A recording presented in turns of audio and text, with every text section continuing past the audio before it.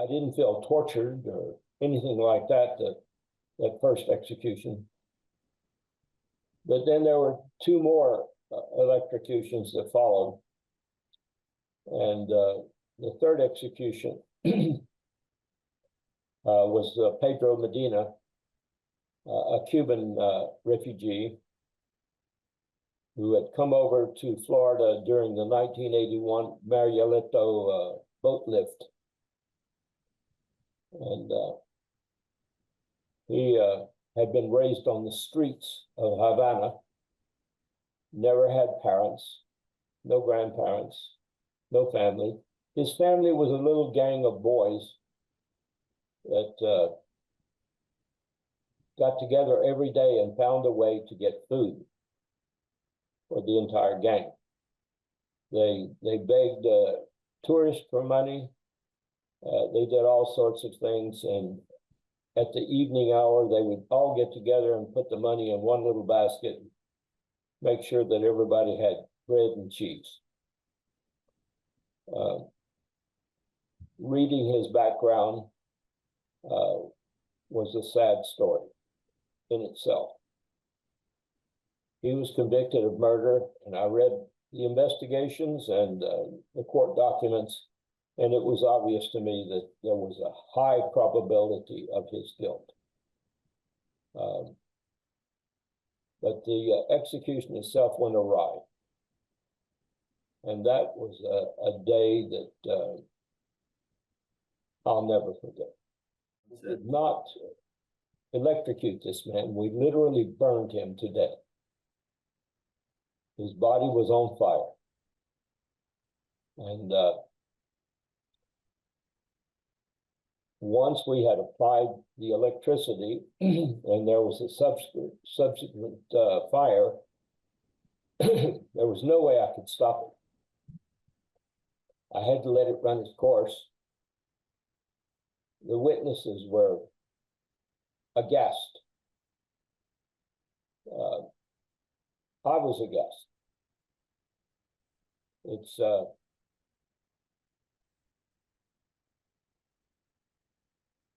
was a very, very sad day. And that's the day that I had to sit down and have a real serious talk with myself about what I was doing. I decided it was wrong, period. I said, we have a man here who may or may not be guilty, because oftentimes, as you will see in the media, someone who's on death row somewhere in this country is found to be innocent. We also find that we have executed innocent people in times past. But I saw it this way, and it was very simple.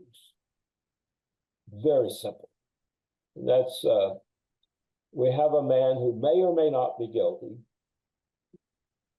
He's locked inside of a 6-foot by 12-foot concrete and steel cage, where he has a toilet jacket and a sink and a bed.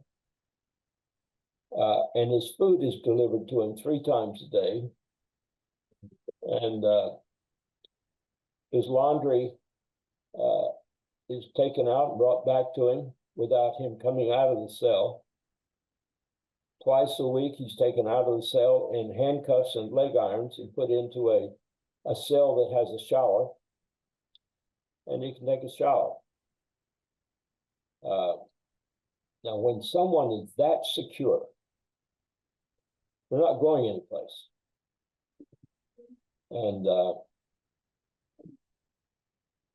And to keep them on death row for 30 years, and this 35-year-old man is now 65 years old.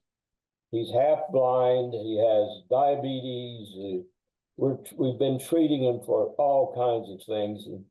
And then we take him downstairs and put him in the death cell, and we hook him up to electricity and kill him.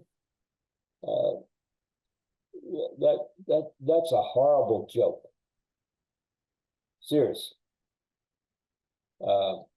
When in fact, should he be sentenced to life without possibility of parole, leaves the door for possible innocence open, for starters. Secondly, it means that he's going to have a job and he's going to work between 40 and 60 hours a week, making a contribution rather than being a burden on the citizens of Florida. And it also gives that person a better opportunity for the possibility of redemption. There's just so many pluses, so many good things that can come out of not killing someone than there is in killing them. Some people call it executions. I have a much better description. I believe it is a premeditated, ceremonial, political killing. Premeditated, ceremonial, political killing. That's all it is. And you'll notice that right now we're killing a lot of people because it's an election year in a lot of these states around the country. And the governors who have the power of death at the stroke of a pen,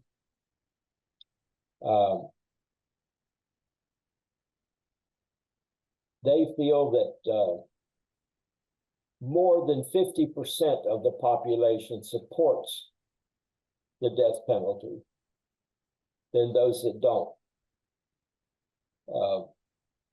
That opinion is narrowing every year as people become more educated and come to realize that these executions are nothing more than political moves that some governors think will help them.